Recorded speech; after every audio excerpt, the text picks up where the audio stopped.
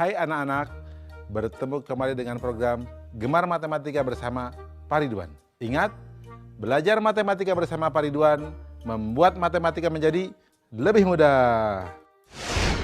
Anak-anak, Bapak sedang menggunakan pakaian dari Kalimantan Utara.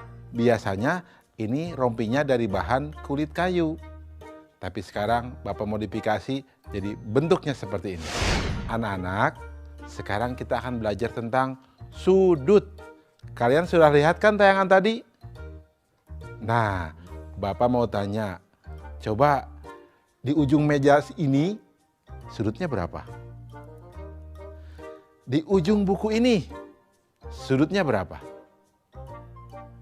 Coba lihat, di ujung pensil ini sudutnya berapa? Tahu tidak?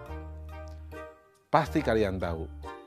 Bapak akan mengajarkan tentang sudut dengan konsep matematika, nalaria, realistik. Dan ini pasti sangat menarik anak-anak. Penasaran? Baik. Mari perhatikan penjelasan berikut ini. Perhatikan gambar berikut. Coba perhatikan jarum jam pada gambar A. Apakah anak-anak tahu gambar A membentuk sudut apa? Ya, benar, siku-siku. Besar sudut siku-siku adalah 90 derajat. Sekarang, bandingkan dengan gambar B dan C.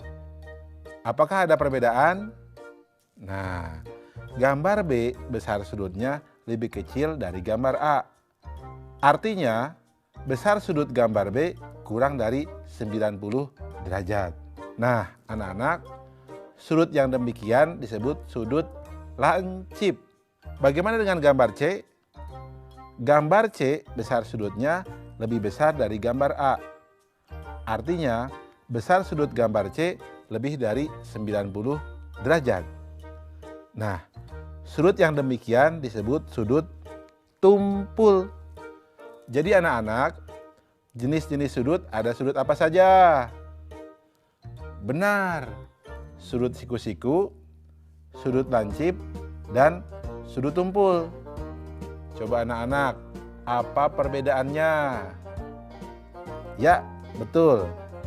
Sudut siku-siku besarnya 90 derajat. Sudut lancip besarnya kurang dari 90 derajat.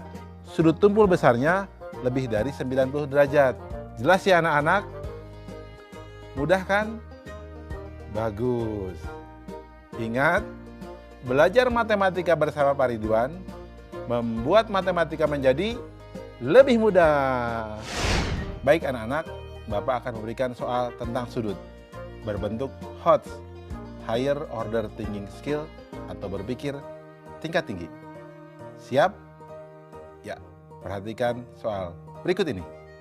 Berapa selisih terkecil dari sudut yang dibentuk oleh jarum jam dan menit pada pukul 4 dan pada pukul 4.30? Solusi: informasi pukul 4 dan pukul 4.30. Langkah-langkah: besar sudut pada lingkaran sama dengan 360 derajat. Besar sudut setiap bilangan sama dengan 360 derajat dibagi 12 sama dengan 30 derajat. Besar sudut pukul 4.00 sama dengan 4 dikali 30 derajat sama dengan 120 derajat. Jika jarum pendek di bilangan 3, maka sudutnya 90 derajat. Pukul 4.30 sama dengan 90 derajat dibagi 2 sama dengan 45 derajat. Selisih sudut sama dengan 120 derajat dikurangi 45 derajat sama dengan 75 derajat. Kesimpulan, jadi selisih terkecil dari sudut yang dibentuk oleh jarum jam dan menit pada pukul 4 dan 4.30 adalah 75 derajat.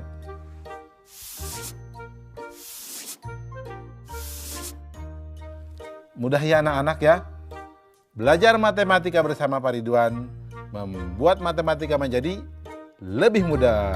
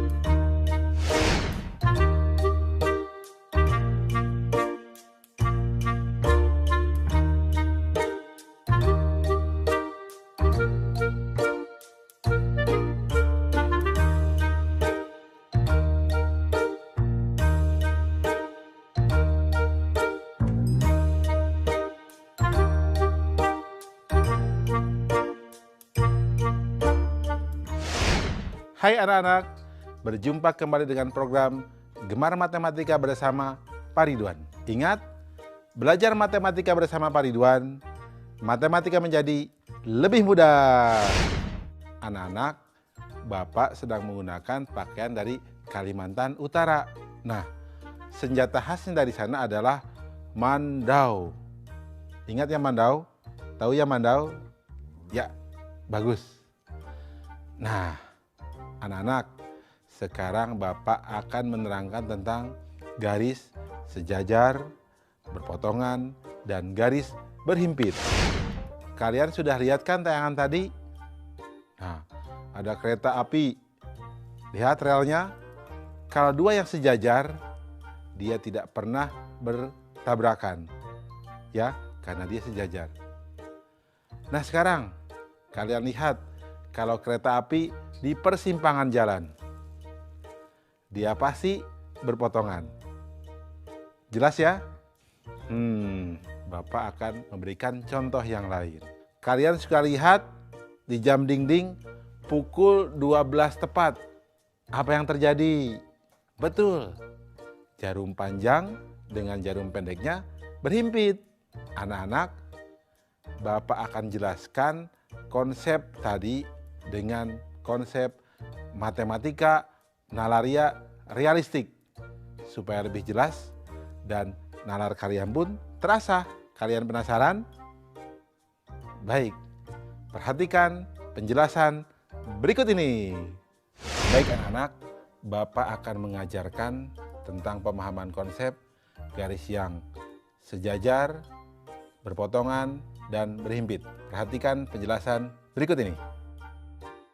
Pada gambar kubus di samping terdapat beberapa garis, yaitu garis AB, BC, CD, DA, dan lainnya. Di antara garis-garis tersebut terdapat garis yang tidak akan berpotongan, yaitu garis AB dan garis EF, garis AE, dan garis BF. Silahkan kalian lihat contoh yang lainnya. Nah, garis-garis yang demikian disebut garis sejajar. Jadi, apa itu garis sejajar? Garis sejajar adalah dua buah garis yang memiliki jarak tetap dan tidak akan pernah berpotongan jika diperpanjang. Nah anak-anak, bagaimana jika garisnya berpotongan? Coba perhatikan bidang ABFE. Garis AB berpotongan dengan garis AE dan garis BF. Garis AE berpotongan dengan garis AB dan garis EF. Nah, garis-garis yang demikian disebut garis berpotongan. Jadi, apa itu garis berpotongan? Garis berpotongan adalah dua garis yang bertemu pada suatu titik di bidang datar ketika diperpanjang. Nah, berikutnya anak-anak, perhatikan gambar jam ini. Jam menunjukkan pukul 12.00. Jarum panjang dan pendeknya sama-sama berada di bilangan 12. Nah, garis yang demikian disebut garis berhimpit. Jadi, apa itu garis berhimpit anak-anak? Garis berhimpit adalah dua buah garis yang memiliki paling sedikit dua titik persekutuan. Jelas ya? Mudah kan? Nah, ingat anak-anak, belajar matematika bersama Pak Ridwan membuat matematika menjadi lebih mudah.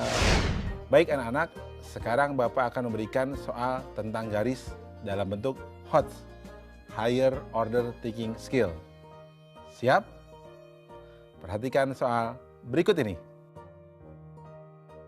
3 buah bangun datar, jajaran genjang, layang-layang, dan segitiga sama kaki saling dihimpitkan hingga membentuk bangun berikut. Sebutkan hubungan garis yang terbentuk pada gambar tersebut. Nah, soal ini menarik ya. Bagaimana jawabnya? Informasi. Gambar bangun yang terbentuk dari 3 bangun datar, jajaran genjang, layang-layang, dan segitiga sama kaki seperti gambar di bawah ini.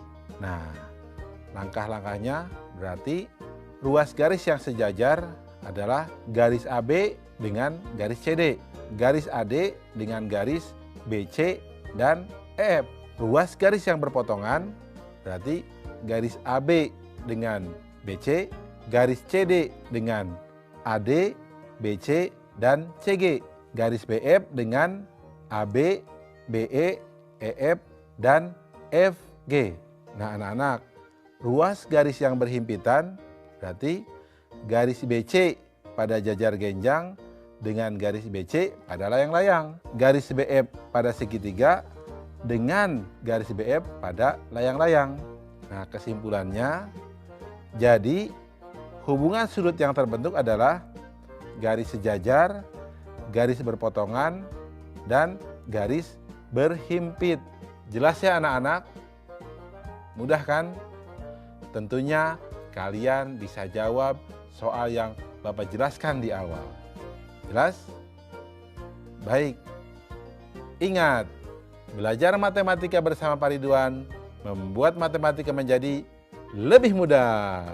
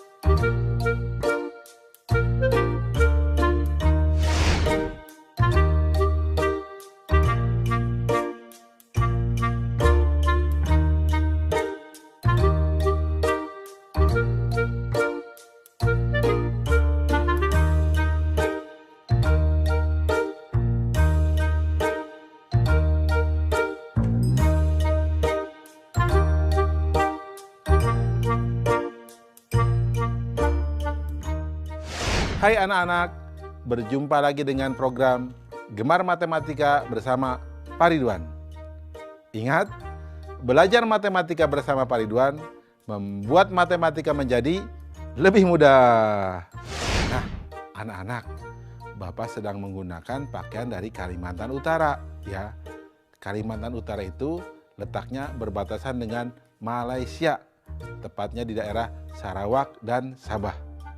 Jelas ya? Nah, anak-anak, sekarang kita akan belajar tentang sudut penyiku dan sudut pelurus. Kalian kan sudah lihat tayangan tadi? Nah, jarum panjang dengan jarum pendek membentuk sudut siku-siku. Kalian perhatikan, berapa sudut yang dibentuk oleh jarum warna merah dengan jarum panjang? Berapa sudut yang dibentuk oleh jarum merah dengan jarum pendek? Yang pasti kalau dijumlahkan pasti sudutnya 90 derajat. Jelas ya? Sekarang lihat gambar yang kedua. Coba lihat.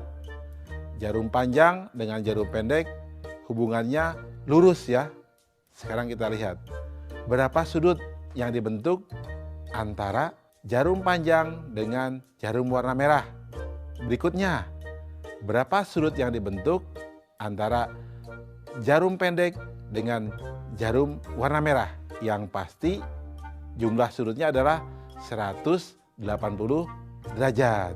Jelas ya? Nah, Bapak akan jelaskan tentang hal itu supaya kalian lebih paham dengan konsep matematika nalaria realistik. Penasaran? Baik. Mari perhatikan penjelasan berikut ini. Baik anak-anak, Bapak sekarang akan menjelaskan pemahaman konsep tentang sudut penyiku dan sudut lurus. Baik, perhatikan penjelasan berikut ini. Perhatikan tabel berikut. Nomor 1, sudut 30 derajat. Sudut penyikunya 60 derajat. Jumlah sudutnya 90 derajat. Nomor 2, sudut 45 derajat. Sudut penyikunya 45 derajat, jumlah sudutnya 90 derajat.